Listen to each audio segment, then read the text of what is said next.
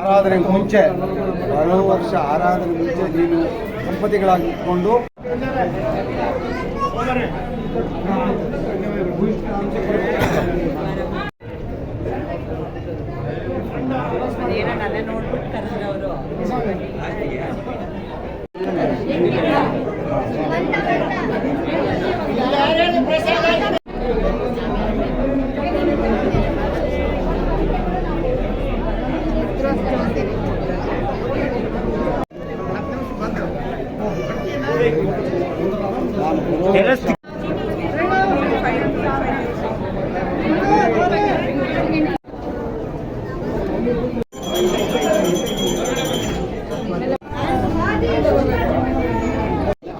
ರಾಘವೇಂದ್ರ ಆರಾಧನೆಯನ್ನು ಆಚರಿಸ್ತಾ ಇದ್ದೀವಿ. ಬಹಳ ಜನ ಮಳೆ ಇದ್ದರೂ ಕೂಡ ಇಲ್ಲಿ ಬಂದು ಕಾರ್ಯಕ್ರಮದಲ್ಲಿ ಭಾಗವಹಿಸ್ತಾ ಇದ್ದಾರೆ. ಇವತ್ತು ಇಡೀ ದೇಶದಲ್ಲಿ ಮತ್ತು ವಿಶೇಷವಾಗಿ ಬೆಂಗಳೂರಲ್ಲೇ ಒಂದು ನಮ್ಮದು 136 ಮಠ ಇದೆ. 136 ಮಠದಲ್ಲೂ ಕೂಡ 2 ದಿವಸ ವಿಜೃಂಭಣೆಯಿಂದ ನಡೀತಾ ಇದೆ.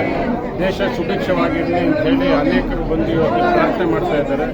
ರಾಘವೇಂದ್ರ ಆರಾಧನೆಗೆ 106 ಭಕ್ತರು ಬರ್ತಾ ಇದ್ದಾರೆ ಮತ್ತು ಎಲ್ಲರೂ ಕೂಡ ಬಂದು ಭಕ್ತಿ ಪ್ರದಾನ ಮಾಡಿ ಮತ್ತು ಇಲ್ಲಿಂದ ಭೋಜನ ಸ್ವೀಕರಿಸಿ ಎಲ್ಲರೂ ಭಾಳ ಖುಷಿಯಾಗಿ ಹೋಗ್ತಿದ್ದಾರೆ. ಮಳೆ ಇದ್ದರೂ ಕೂಡ ಇವತ್ತು ಮೋದಿಜಿಯವರ ಕಾರ್ಯಕ್ರಮ ಇದ್ದರೂ ಕೂಡ ಜನ ಇವತ್ತಿನ ದಿವಸ ಬಂದಿದ್ದಾರೆ. ಎಲ್ರಿಗೂ ಶುಭವಾಗಲಿ. ರಾಘವೇಂದ್ರ ಸ್ವಾಮಿಗಳಿಗೂ ಒಳ್ಳೆಯದು. ವಿಚಾರಣಕರ್ತರು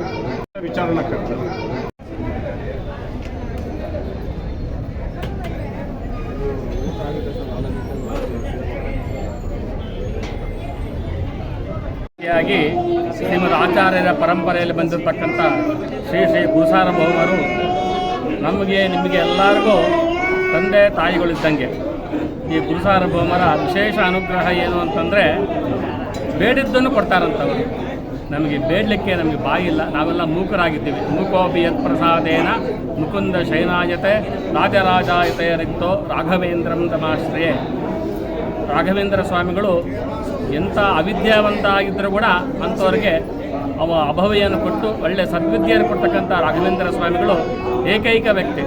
ಇವತ್ತು ನೀವು ಏನಪ್ಪ ಇವರು ಮಂತ್ರಾಲಯದವರು ರಾಘವೇಂದ್ರ ಸ್ವಾಮಿಗಳು ಮಾತ್ರ ಕೊಂಡಾಡ್ತಿದ್ರು ಅಂತ ತಿಳ್ಕೊಬೇಡಿ. ಜಗತ್ತಿಗೆ ಗುರುಗಳವರು, ನಿಮಗೆಲ್ಲ ಇಡೀ ವಿಶ್ವಕ್ಕೆ ಗುರುಗಳು. ಶ್ರೀಮದ್ ಆಚಾರ್ಯರ ಪರಂಪರೆ ಬಂದಿರತಕ್ಕಂಥ ವಿಶೇಷ ಅನುಗ್ರಹ, ಆಚಾರ್ಯರಿಂದ ಅನುಗ್ರಹ ಪಡೆದಿರತಕ್ಕಂಥವರು ಯಾರ್ಯಾರು? ಬ್ರಹ್ಮಣ್ಯ ತೀರ್ಥರು, ಶ್ರೀಪಾದರಾಜರು, ವ್ಯಾಸರಾಜರು, ಶ್ರೀಪಾದರಾಜರು, ಎಲ್ಲರ ಹತ್ರ ಸೇವೆ ಮಾಡಿದ್ರು ಕೂಡ ಅವರೆಲ್ಲ ಸೇವೆ ಮಾಡುವ ಲಾಸ್ಟ್ನೇ ದಿವಸ ಏನು ಹೇಳ್ತಾರೆ? ಯಾಕೆ ಸೇವೆ ಮಾಡ್ತೀರಿ? ಸೇವೆ ಮಾಡೋದು ಬೇಡ, ಎಲ್ಲ ಮಂತ್ರಾಲಯಕ್ಕೆ ಹೋಗಿ ಎದ್ದು ಕಳಿಸ್ತಾರೆ. ಹಾಗಂದರೆ ಅವ್ರು ಸೇವೆ ಮಾಡಿದ್ರೆ ಅವ್ರಿಗೆ ಅರ್ಹತೆ ಇಲ್ವಾ? ಅವರು ಅನುಗ್ರಹ ಮಾಡಲ್ವಾ ಅಂತಂದರೆ ನಾವೆಲ್ಲ ಜಪಕ್ಕಾಗಿ ಕೂತಿರೋರು.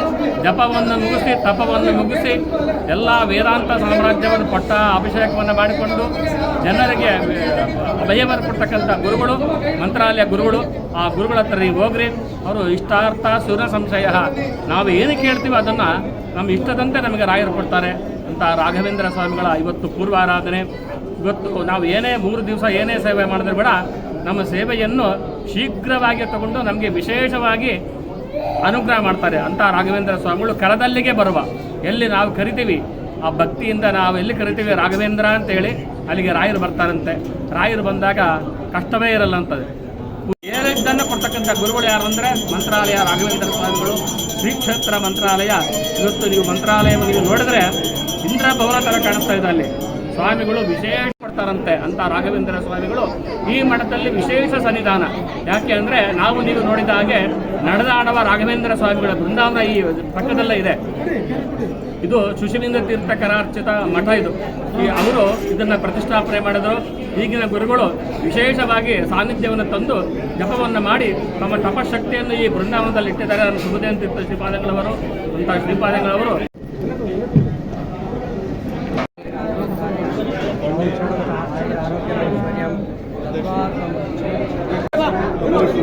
ಕಲ್ಪವೃಕ್ಷ ರಾಘವೇಂದ್ರ ಸ್ವಾಮಿಗಳು ಮಠದ ಶಿಶಾದ್ರಿಕ್ರಮಲ್ಲಿ ಪ್ರತಿ ವರ್ಷ ಆಚರಣೆ ಮಾಡ್ತೀವಿ.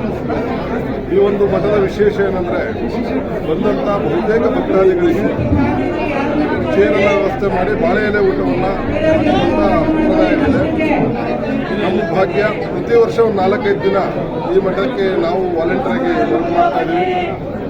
ಸುಬ್ಬಣ್ಣ ಅವರ ಸುಬ್ಬ ನರಸಿಂಹ ಅವರ ನೇತೃತ್ವದಲ್ಲಿ ಬಹಳ ಅದ್ಭುತವಾಗಿ ನಡ್ಕೊಂಡ್ಬರ್ತಾ ಇದೆ. ಎಲ್ಲರನ್ನೂ ಕೂಡ ಸಮಾನವಾಗಿ ಕಾಣುವಂತಹ ಪ್ರತಿಯೊಂದು ಬಂದಂಥ ಎಲ್ಲ ಭಕ್ತರಿಗೂ ಕೂಡ ವಿಶೇಷವಾದ ಗೌರವವನ್ನು ಕೊಟ್ಟು ಅವರಿಗೆ ಉರುಳಿರಿಸಿ ಬಾಳೆಯಲ್ಲಿ ಊಟವನ್ನು ಹಾಕುವಂಥ ಸಂಪ್ರದಾಯ ನಮ್ಮ ಈ ಮಠದಲ್ಲಿದೆ.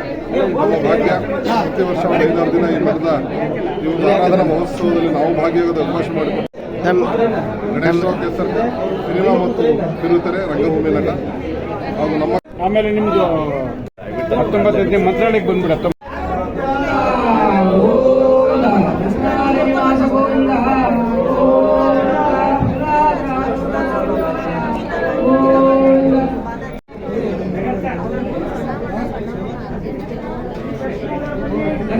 ದಯವಿಟ್ಟು ಮುಂದೆ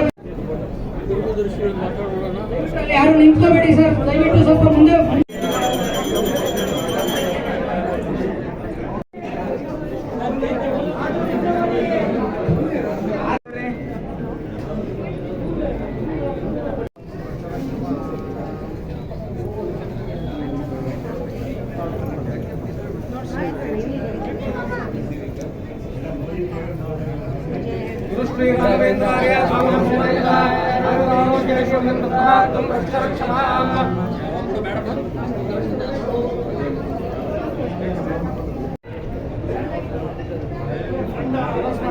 ಏನೋ